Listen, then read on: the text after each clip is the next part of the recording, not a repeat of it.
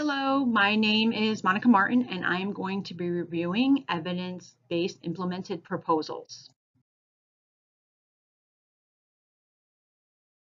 So the situation. So recently in my healthcare facility, there's been an increase of customer service complaints.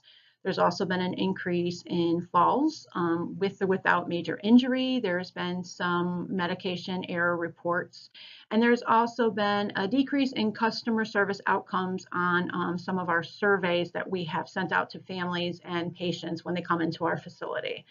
So we've identified that there has actually been, or there actually is rather, a problem in my workplace. That of a skilled nursing facility. It's a 160 bed facility. We have 239 employees, which is quite a bit in employees. It is a 42 bed rehabilitation unit. It has 2 full-time APRNs on the rehab unit. I have my own rehab medical director, and we are a hospital preferred provider. So some, I will not mention their names, but some of the hospitals in our area, we are preferred providers for them. So we have to live up to the hospital expectations and do the training that is required of the hospital.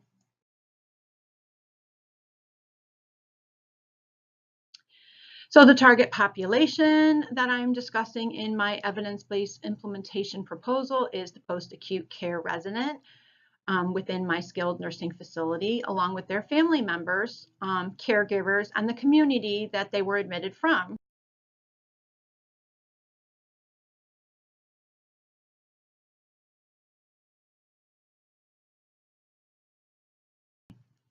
So the question that I formulated, or the PCOT question asked, is, will educational sessions related to individualized customer service result in participants stating that they are aware of strategies to improve customer service for post-acute care residents within a skilled nursing facility?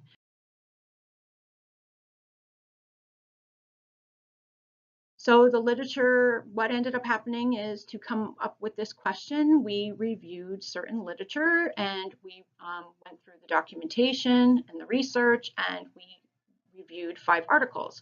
The first article was Access, Welcoming, and Family Health Strategies, User Satisfaction, the Research Performed. It was a quantitative, transversal, descriptive, and exploratory study. And this review was done for the purpose of the study, or the purpose of the study was to analyze the level of satisfaction the users had in connection to the access to the primary care system in an area population.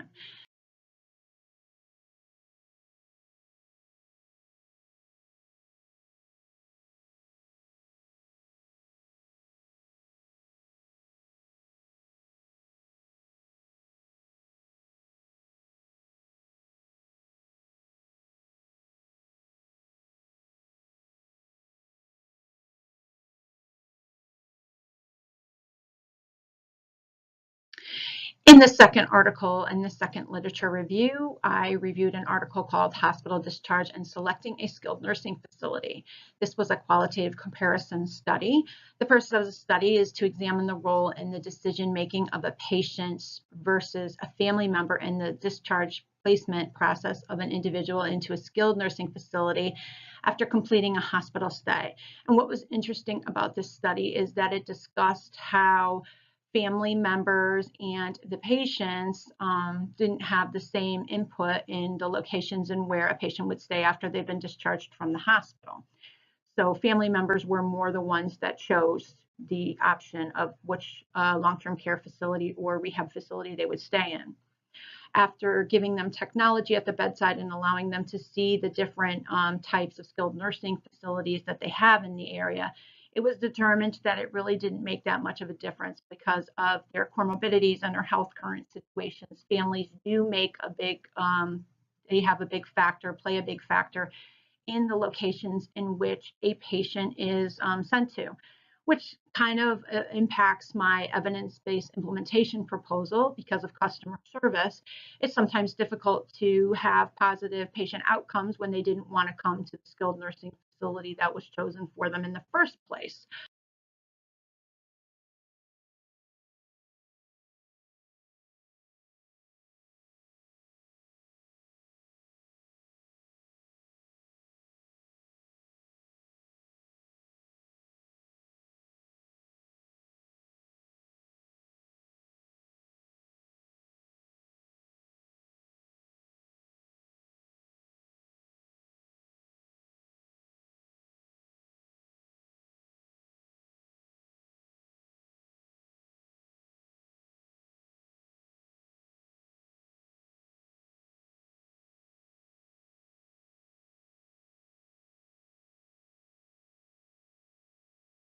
The next article that we're going to talk about is patient-centered care as a way of doing things, how healthcare employees conceptualize patient-centered care.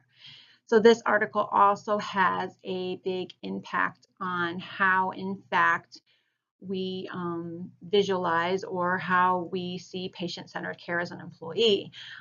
This is a big thing with customer service and the evidence-based implementation proposal, because it's also our interpretation of how the customer service that we give is provided.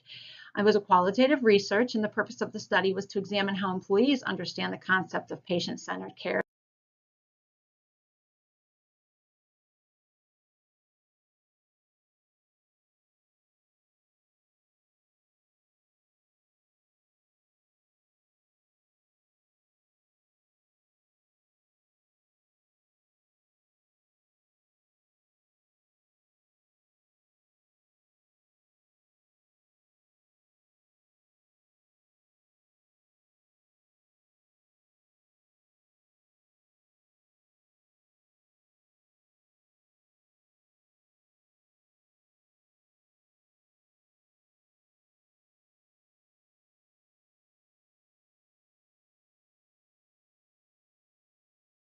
The next literature review was implementation of person-centered medical care model in a skilled nursing facility, a pilot evaluation. This was a mixed method, qualitative and quantitative research.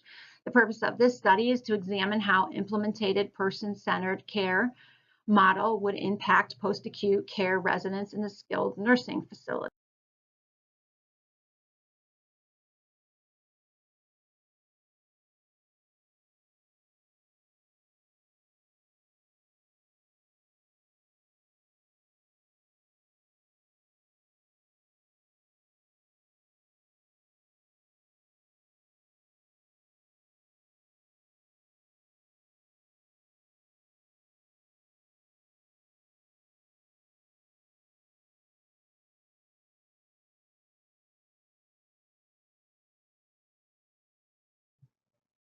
The next literature review was the consequences for poor communication during transcription from hospital to skilled nursing facility. And this article was a qualitative study. The purpose of the study was to analyze how these 5 skilled nursing facilities overcome barriers and transition patients from hospital to skilled nursing facilities. So this was huge in how it impacted my evidence-based implementation proposal. Poor communication during the transfer from a hospital to a SNF has a major impact on a patient. It impacts their customer service. It impacts their medications. It can impact a lot of what needs to be done. There's times when you go from one setting to another and you're missing so much information. It makes the patient feel uncomfortable. There's a delay in care. There's a delay in treatment. There's a chance for medication errors, and it goes on and on and on. And that is what based my evidence-based implementation proposal also, is that it's the poor communication that we receive and how it also impacts all of the patient-centered outcomes. So it was definitely, the purpose of this study definitely helped me gain a better insight on how important proper communication is with a patient during especially the beginning type of transfer from the hospital to the skilled nursing facility.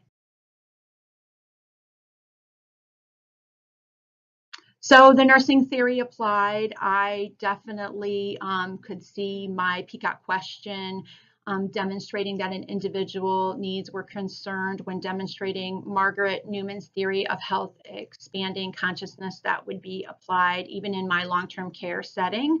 A patient's awareness of the environment assists in finding meaning and understanding within his current health situation. So if you have a patient who feels though they're being cared for and they feel like they're receiving the service that they are there for, they're going to have a greater outcome. So I definitely feel that I could use her theory and apply it to the situation in my evidence-based implementation proposal.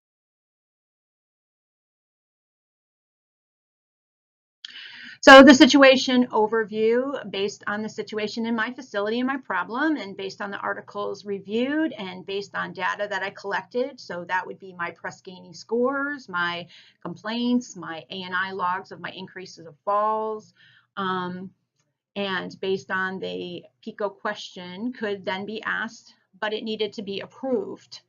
So we came up with the PCOT question of if we increase the education to our population and to our employees, will it impact customer service? But I needed to get the buy-in from my customer service committee.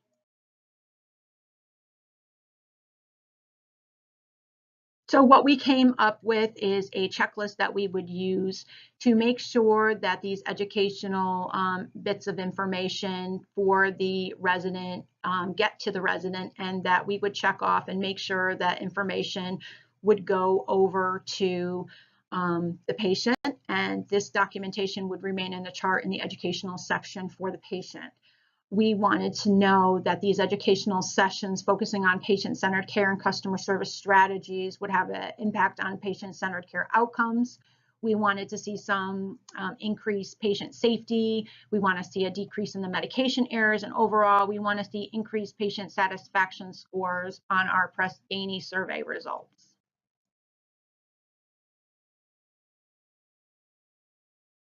So because educational sessions would be different for different levels of people, we did one-to-one education related to customer service for all staff.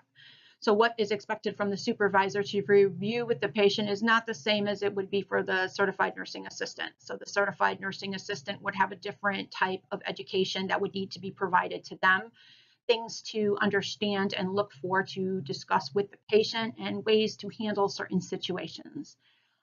The training on the welcome booklet, we wanted to make sure that got instituted in our facility. Checklist, we wanted to make sure that that could be reviewed with the nursing supervisors and department heads, so they knew what they were, what they did, and who was responsible for which sections of the book, and who was to follow up to make sure that these sections were completed.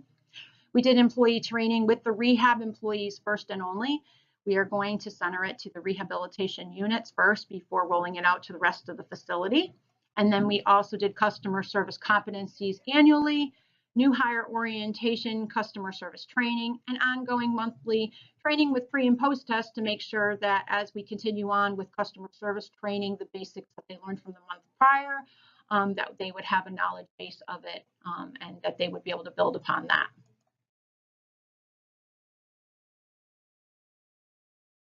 So disseminating the evidence, educational sessions were mapped out by department, unit, and shift. We scheduled events, lists of dates and times on the director of education bulletin boards and lunchrooms, on informational boards by the time clocks. We also attached all this information to the employee's paycheck to inform them ahead of time. Educational sessions were incorporated into the organization and annual competency training and monthly staff meetings. This is an ongoing 6-month process, so each section will be handled in a monthly component, and it will be built upon as we need to, when we can go back and forth as we need to make things better or change things. But we spent a lot of time reviewing the information prior to beginning, so that we don't have to work backwards. We can add to it as we need to going forward.